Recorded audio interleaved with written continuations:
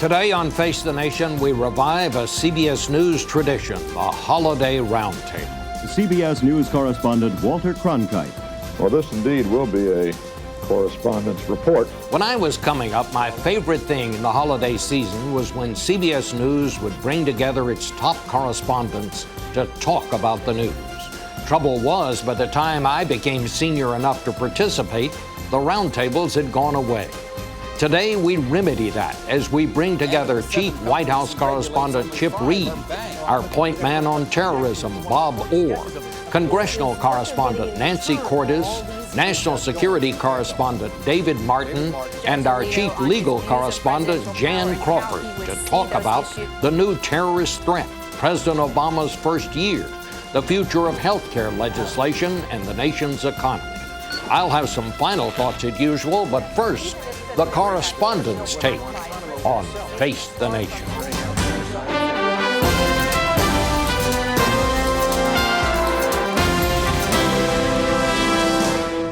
Face the Nation with CBS News Chief Washington Correspondent Bob Schieffer.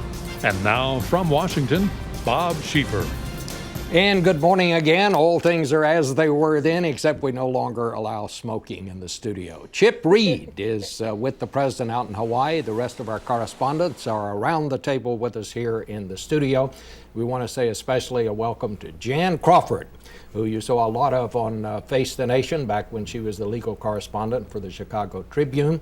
She's back with us now, back where she belongs. Her blog, Crossroads, is already up on the CBS website. We expect to see a lot of you, Jan, Thanks, right Bob. here at well, this it's great table. to be back. Thank you. Well, let's get right to the big story. And the news overnight, of course, was that the U.S. Embassy and the British Embassy in Yemen had been closed because of a security threat.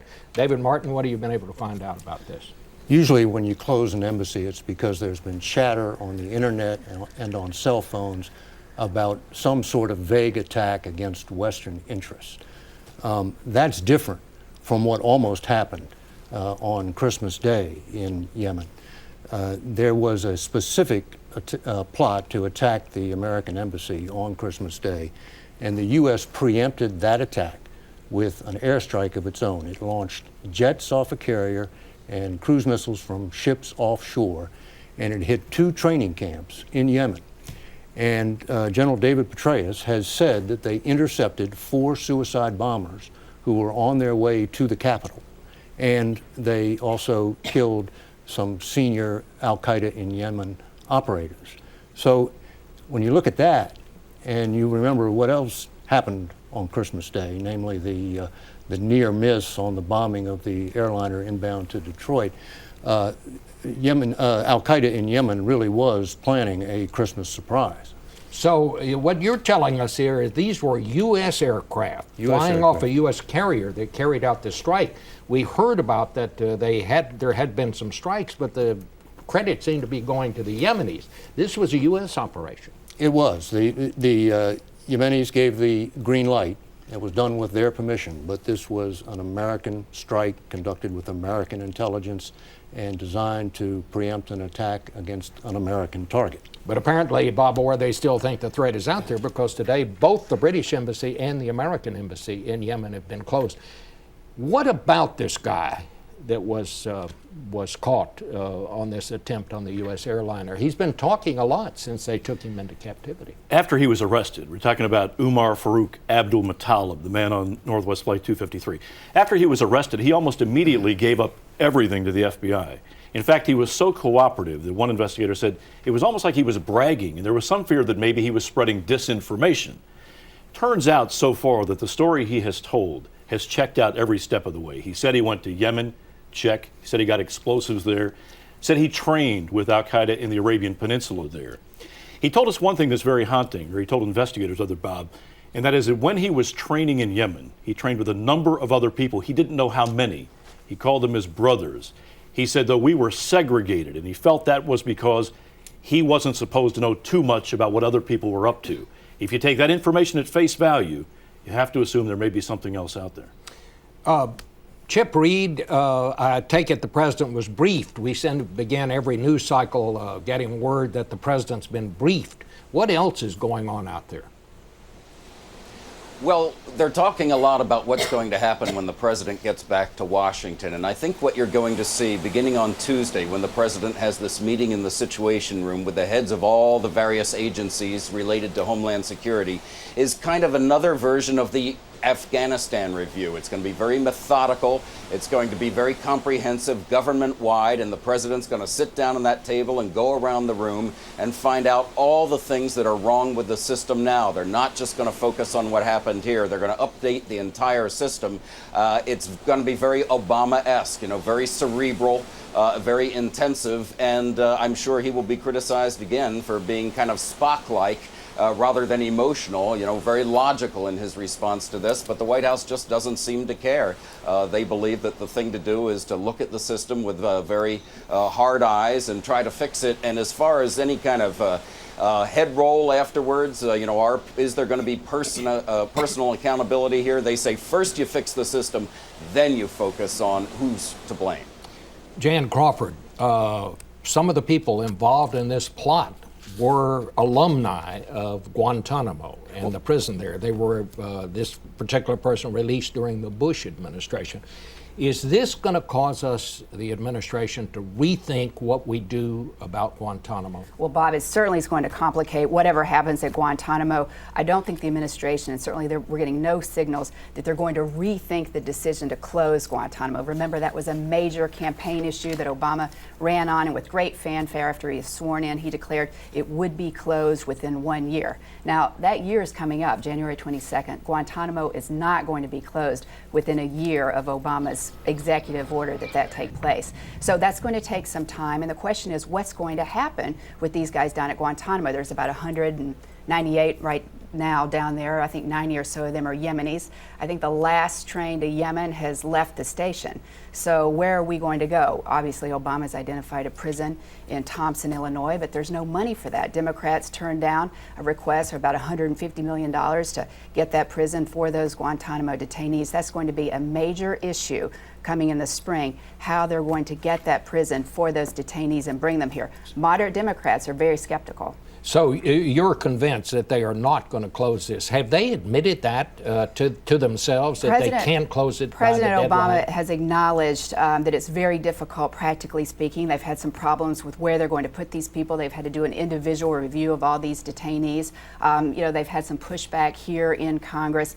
But they're prepared now to acknowledge, I think what we all kind of there's gambling in Casablanca. This thing's not going to close within that year deadline. They're not going to push back. They still believe that it must close in the interests of our security. They say that it's been kind of this worldwide symbol of what's gone wrong. That's the Obama administration's position. But Bob, I think, when you think about what we're going to do, where are these, 198 or so people going to go? All accounts now are pointing to Thompson, Illinois. But the Democrats in Congress, they haven't been too keen on giving Obama $150 million to bring those people here. It's one of the questions that really went unanswered during the presidential campaign, because both of the candidates, Barack Obama and John McCain, said we need to close Guantanamo. Because they both said that, we all forgot to ask the next question. How? Right, and where? That is what they're dealing with now. Let's face it, closing Guantanamo is going to be nothing more than a change of address for the detainees, because they still have the procedure of indefinite detention for people you can't take to court because the evidence won't stand up in court for any number of reasons, but you consider too dangerous to release. And that was one of the greatest criticisms of the Bush administration's policy on Guantanamo, and that apparently is not going to change. Their location is going to change. Nancy Cordes, you came back from Europe yesterday. So did you notice any difference in the security, any difference in procedures? Absolutely. I mean, we were screened again when we got to the gate. We had to go through security, and then all of our carry-on luggage had to be screened by hand by security personnel. And then when we got onto the airplane, they took away our blankets at the beginning of the flight. They took away our blankets at the end of the flight, ostensibly so that we couldn't hide something on our laps, as this would-be bomber tried to do. But, all of this extra security takes time, and takes manpower to do this kind of thing. So our flight took off late, and I think you're going to see a lot of half-hour delays, hour-long delays, as people wait to go through this extra screening. Where did you go? I went through Berlin to Copenhagen, and it was in Copenhagen on our flight to the U.S. That we saw the extra security, and it was only the flights going to the U.S., as far as I could see, that were getting the extra screening. Chip Reid, Vice President Cheney has been leading the Republican attack. He says that the president simply is pretending that we're not at war with al-Qaeda. Isn't the president going to really have to step out and take some decisive action here, if for no other reason than just to counter this kind of criticism from the other side? Well, you talk to them and they believe he already has, with the two statements that he gave and then the address that he gave yesterday. But, you know, the criticism, and I think the reason it resonates, is because he comes across a bit detached and cerebral when he makes these statements. He doesn't sound angry, and when he finally did express frustration and maybe even a little anger, it wasn't so much toward the terrorists, it was toward the people who didn't stop them. You know, is there going to be the kind of change in tone that a lot of people really want? I think he's just going to continue to be President Obama. He's not going to get out there with a megaphone and sound more angry than he naturally allows himself to be. So I think you're going to continue to hear that criticism. But the White House, of course, is fighting back very hard. They say, look, he understands the dangers here. He's been talking about it throughout his entire first year, but he doesn't have to beat his chest, as one advisor put it, to prove it. Jan, some people, critics of the president, are saying that perhaps the response to this was one of the low points of this administration. Well, I mean, when you're talking about the Homeland Security Secretary Janet Napolitano coming out and insisting that the system worked, and Press Secretary Robert Gibbs saying on this program last week pretty much the same language, that the system has worked, that's a problem. I mean, obviously the American people can look out there and go, well, you know, it didn't. But it's not just those sound bites. I mean, those are sound bites. The reason that's an issue for Obama is that it goes to the bigger question of the competency of his government and the trust that people have in that government. You look at polls show that the trust in government is an all-time low. Domestically, obviously, the stimulus plan hasn't worked, unemployment is high, and so now we have a situation where a terrorist can get on an airplane, seemingly could have been caught if some officials had just done a basic Google search of a database, and the Homeland Security Secretary is insisting the system worked. That doesn't, you know, work. We're in a, what people are going to want to know is, you know, does Obama have a plan? What is his plan to fight this long-term war against a determined jihadist enemy? What's the plan, and do Americans have the trust that Obama is competent to fight that long-term war? Part of the problem for the White House is that their most effective counterterrorism tool right now is one they can't really talk about. And that is this Predator drone campaign that from time to time you hear in the news. There's another strike in Waziristan in Pakistan. They've taken out a Taliban leader, perhaps an al-Qaeda leader. I mean, we've killed al-Qaeda number 3 about 4 times already. The CIA will not admit that they're doing this. They just have a policy of plausible deniability. But the fact is, we've done some checking. Under the first 11 months of the Obama administration, they've actually launched more drone strikes against terrorists than the last 4 years of the Bush administration. So it's not quite accurate to say they haven't been aggressive. They have been aggressive at the point of the spear, trying to take out these cell leaders. And I think we're going to see more of those things going forward, because right now they have determined that is the best way to go after the core command and control. Look at what the Obama administration has done. He approved sending more than 50,000 more troops to Afghanistan. As Bob just pointed out, he increased the number of drone strikes in Pakistan. And now he's opened up this new front in Yemen, ordering U.S. aircraft and U.S. missiles to strike targets in Yemen. That's hardly pretending like you're not at war. I think what he's trying to do is keep the war against terror from overwhelming his domestic agenda. And so he tries to low-key this as much as he can, plus the normal sort of low-key nature of the way he addresses these things. I want to get back to that, but let me just ask Nancy. He had some momentum going on his number one domestic priority, and that was to get this health care bill passed. The Senate finally passed it. Now they're trying to reconcile it with a House version. Is all of this going to slow down the momentum?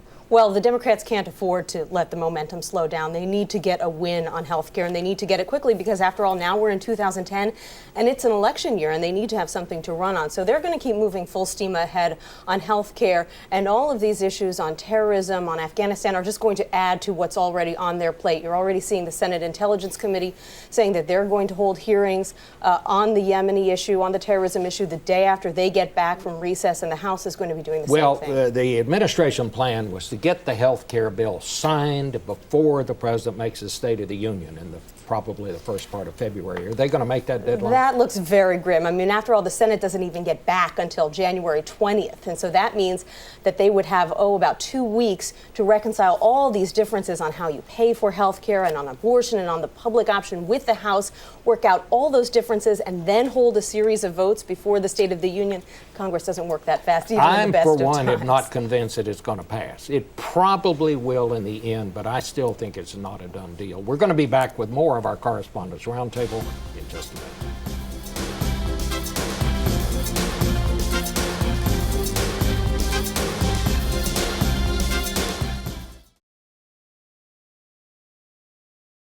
And we're back with our Correspondents' Roundtable. Why did this fail, this attack, the attempt on the airliner, Bob?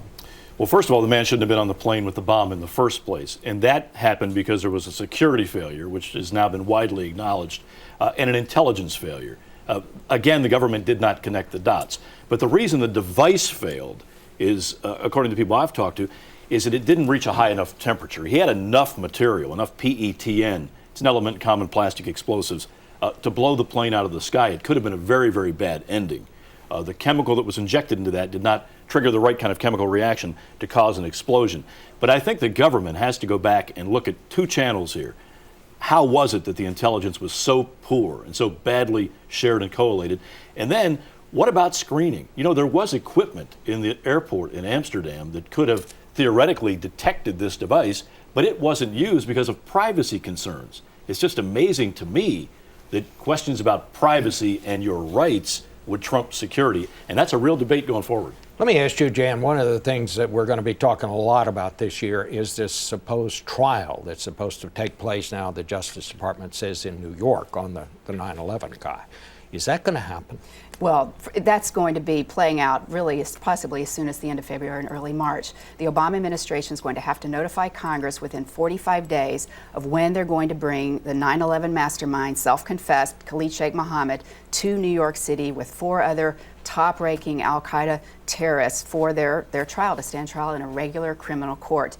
That is unlikely really to take place the entire thing this year, but yeah, you're going to start seeing right away pretrial motions, lawyers arguing that their rights have been violated, motions for dismiss this indictment for outrageous government conduct. This decision by the Obama administration, his Attorney General Eric Holder, really I think represents the most significant break the Obama administration is making away from Bush administration's policies. I agree with David. I mean, moving these guys here is really just a change of address on Guantanamo. The Supreme Court has decided that they should get some rights. So whether they're in Illinois or in Guantanamo, it's not a huge difference. But holding criminal trials for these enemy combatants is something that historically the United States has never done. In World War II, for example, we had the German saboteurs coming in to this country. FDR ordered them tried by a secret military tribunal, and they were executed a month later. But we've decided, this administration has decided, that we're going to give them a full range of constitutional and procedural protections and allow them to be treated as ordinary criminal defendants. And that's going to be a major issue, picking up on what Bob said, of how we're going to kind of have this tension between the rule of law and rights for these people while we're also waging war. We're going to be holding them, giving them these full range of constitutional rights while we're stepping up drone attacks and trying to basically kill their counterparts. David Martin, one thing we haven't gotten to so far is Afghanistan. We're getting ready to send some troops over there. If the Congress approves the money to ship them over there, what does the Pentagon expect over there this year? Will we see some change in Afghanistan? Well, there's no question that 30,000 more troops are going to make life miserable for the Taliban. But that's only one part of the strategy here. The other parts are that the Afghan government has to get its act together and cut down at least some of the corruption and start delivering services to its people. And the Afghan army and police have to expand and get a whole lot better so that they can take over the fight. And if you believe that a chain is no stronger than its weakest link, then those are two very iffy propositions. So if you look at the 30,000 troops, but everything else that has to be accomplished, you would have to say that the success of this strategy is by no means a sure thing. Nancy, is Congress going to approve the funds to allow the president to carry out this In policy? the end, they probably will, but it won't be the Democrats, a majority of Democrats who are supporting it. The president will probably get most of his support from Republicans. One of his chief supporters on this issue is Senator John McCain. A lot of Democrats were hoping he'd start ramping down in Afghanistan, not ramping up. In fact, Speaker of the House Nancy Pelosi was one of them. She's essentially said the president needs to carry his own water on this issue and convince his fellow Democrats if he wants to get the funding for this troop increase. I would also add that the chairman of the Foreign Relations Committee, John Kerry, and the chairman of the Senate Armed Services Committee, Carl Levin, are both fairly lukewarm about this too. So the president's going to be on his own on this one. I agree with you. I think in the end he'll probably get the approval. Right. But it'll be a lot of Republicans and a small number of Democrats, most likely, that give him the majority he needs. All right, well, let's round this out. We'll get the thoughts of all of you on what is going to happen. What is your prediction for this year, Chip Reid?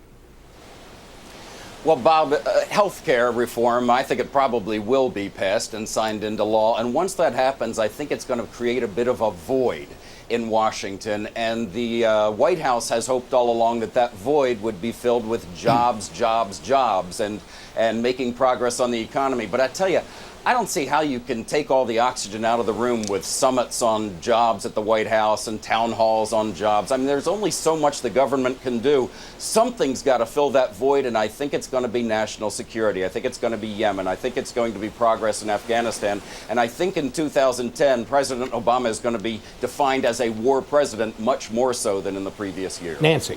I think that the Senate Democrats are going to lose their supermajority of 60 Democrats. There are more Democratic incumbents who are in trouble than Republican incumbents in the fall, and that means that the president's agenda, getting it passed, is going to be a lot more difficult for Lose them. their supermajority, but probably hold their majority. That's right, but they won't be able to break a filibuster. David. 30,000 troops will reverse the Taliban momentum in Afghanistan, and that will be the beginning of a long, hard slog which will leave tens of thousands of American troops in Afghanistan at the end of President Obama's first term. 10 seconds. We will face more homegrown terror threats from radicals here reaching across to known operatives, and we need to button that down now. Jan. Justice John Paul Stevens will retire from the Supreme Court at 90, giving Obama his second nomination.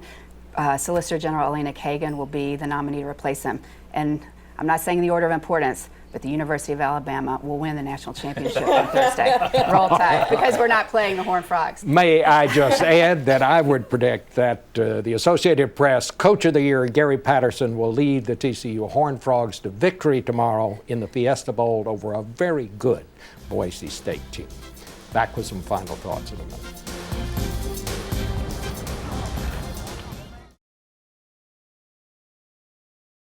Finally today, Homeland Security Chief Janet Napolitano is getting hammered because her first response to the Undy bomber fiasco was that the system worked. We shouldn't have been surprised. Sure, she looks a little silly now that the facts are dribbling out, but she was just following the modern bipartisan public relations template in this age of information management. First, play down the problem. Second, emphasize what did not go wrong. Assure us that those in charge are investigating, and most important, emphasize no one in any position of responsibility is at fault.